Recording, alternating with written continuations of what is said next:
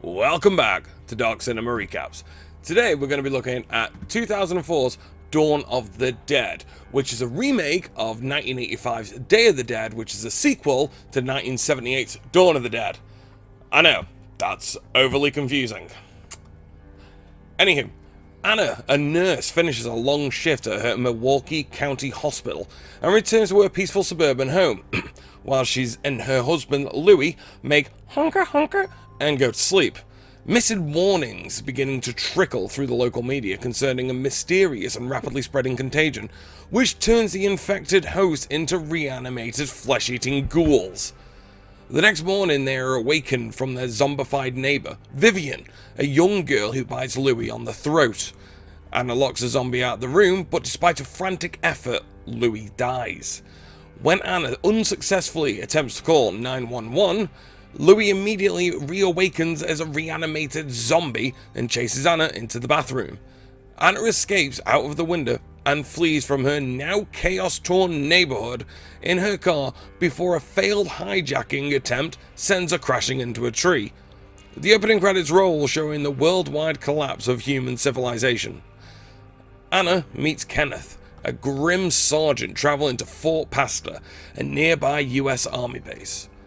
With the route to the base blocked by zombies, they and three others, jack of all trades Michael, petty criminal Andre, and his pregnant Russian wife Luda, break into the nearby Crossroads shopping mall.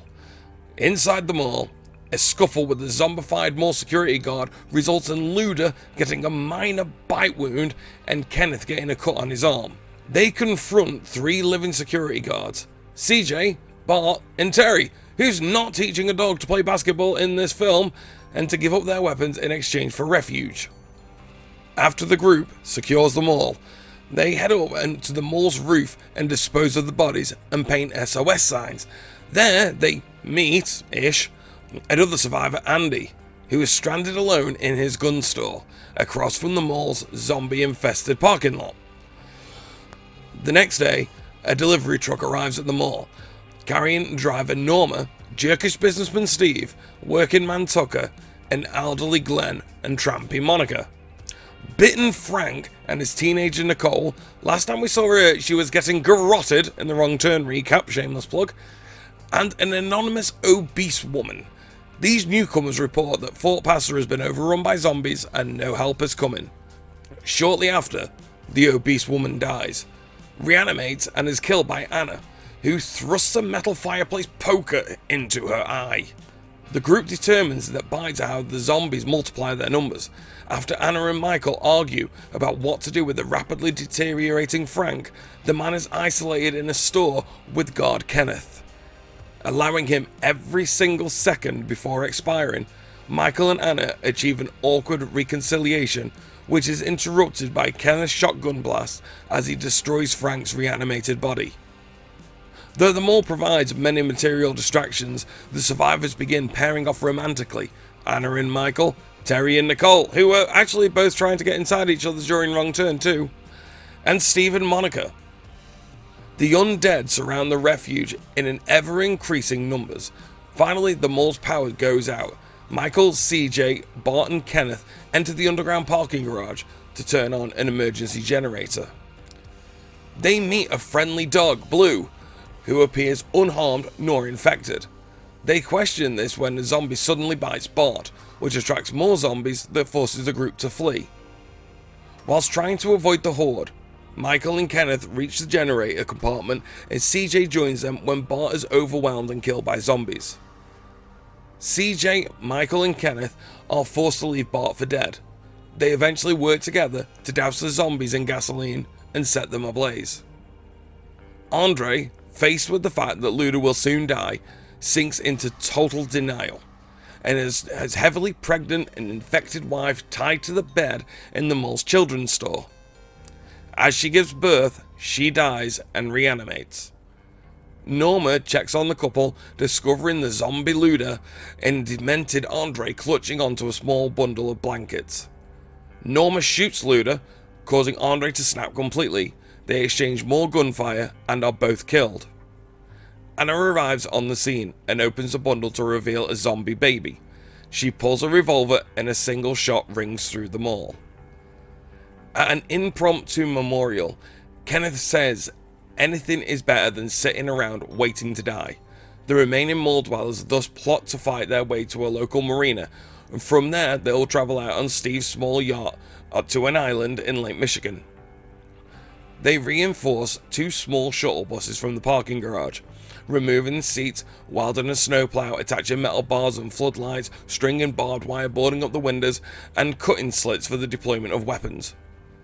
Chainsaws, can't see where that would go wrong later, propane tanks and other supplies are also loaded on board.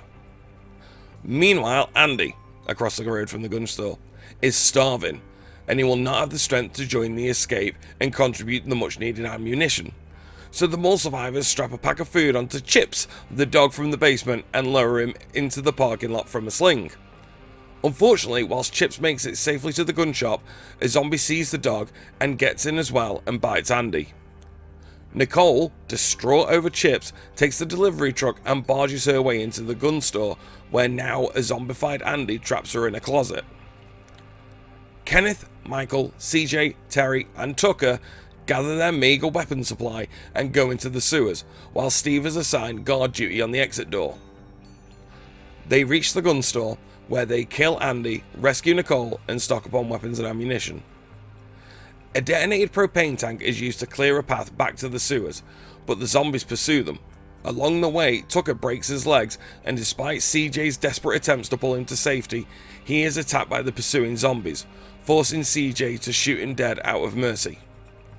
Thanks to Steve's negligence, to be fair, he is a prick, the zombies force open the exit door. The survivors pile into the buses and smash into the parking lot, where another propane bomb is used to clear a path through the waiting horde. When Glenn moves to take out the last hitchhiking zombie with a chainsaw, a sudden swerve sends the weapon slashing into Monica's shoulder.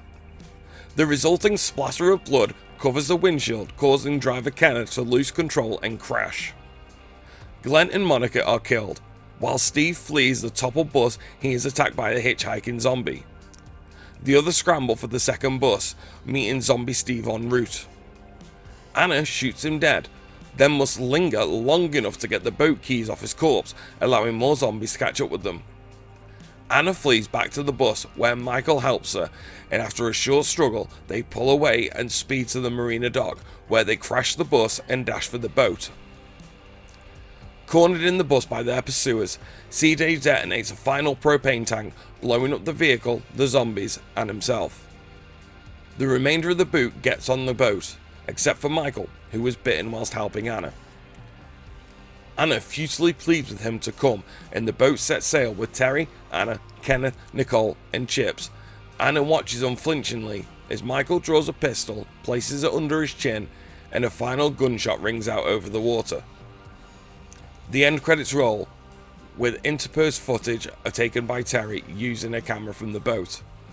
Following a grim voyage where water and fuel, food supplies all run low, the remaining survivors succeed in reaching an island, only to be immediately attacked by a new swarm of zombies. As the survivors attempt to retreat to the boat, the camera falls on the ground, blacks out, leaving their ultimate fate unknown.